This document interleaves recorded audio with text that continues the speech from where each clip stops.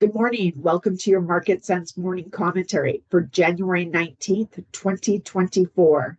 I'm Katrina Dunkley, filling in for Ed Broshinsky. The ag markets were largely in the green yesterday as the issue of geopolitical risk was top of mind for traders. The WTO, or World Trade Organization, said wheat shipments via the Suez Canal fell by almost 40% in the first half of January to 0.5 million metric tons due to attacks in the Red Sea and the Gulf of Aden. The statement by the WTO solidified fears that increasing number of ships will have to be diverted. In December, around 8% of wheat shipments from the EU, Russia, and Ukraine that would typically travel via Suez Canal followed alternative routes. In the first half of January, that number rose to 42%. Soybeans for March delivery finished the day up 7 and 6 to close at $12.13 a bushel. Chicago Board of Trade soybean futures had dropped to their lowest level in more than 2 years on Thursday, but the news out of the Middle East turned markets higher on technical buying and short covering.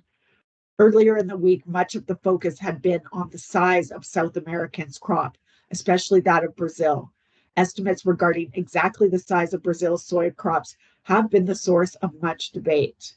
AgroConsult, organizer of Brazil's most prestigious crop tour, told press yesterday that El Nino pattern had hit center-west farms with unusual force, spurred record replanting of local soy areas, and hugely compromised yields, making an estimate difficult.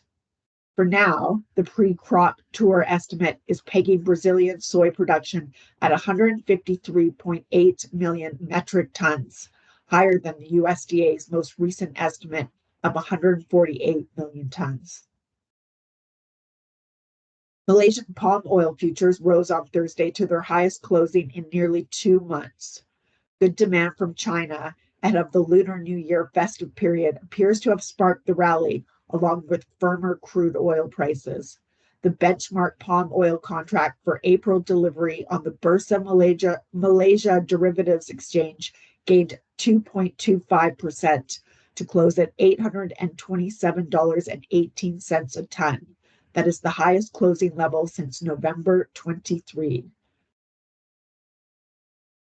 Despite a disappointing export figure, canola finished the day up, rallying along with the oilseed complex.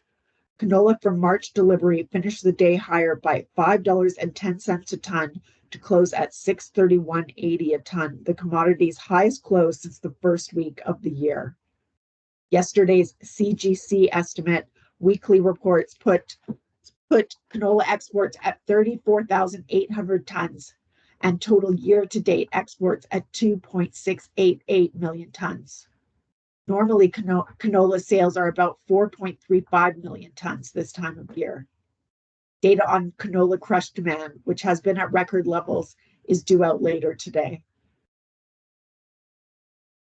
Wheat was no exception to the rule yesterday, as wheat on all three exchanges finished the day higher.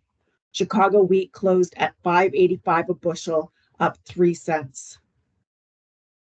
Kansas wheat finished up over 11 cents to close at $6.05 a bushel, while Minneapolis wheat rose higher by 1.14% to close at an even $6.88 a bushel. Other than on the geopolitical front, news regarding wheat was rather sparse yesterday. Pre-report estimates show analysts are expecting between 150,000 tons and 500,000 tons of sales for the week ending January 11th. Actual sales figures have been delayed this week until later this morning due to the U.S. holiday on Monday. Even corn managed to finish higher in positive territory, closing at $4.44 a bushel, up 2 cents. This occurred despite a build in ethanol stocks to over 25.6 million barrels. That is the largest stockpile of ethanol the U.S. has experienced since March of 2023. Much like soybeans, corn started the day out in the red and set a 3-year low before the markets turned north on short covering and technical buying. Crude oil and gasoline prices closed higher on Thursday. Thursday's better than expected U.S. economic news has turned positive for energy demand and crude prices, and heightened geopolitical risks in the Middle East are lifting the commodity. The U.S. military targeted 14 Houthi missile launch sites overnight in Yemen as rebels continue to attack ships in the Red Sea off Yemen's coast. Momentum in crude also accelerated after weekly EIA inventories fell more than expected. That's all for this morning. Have a great day.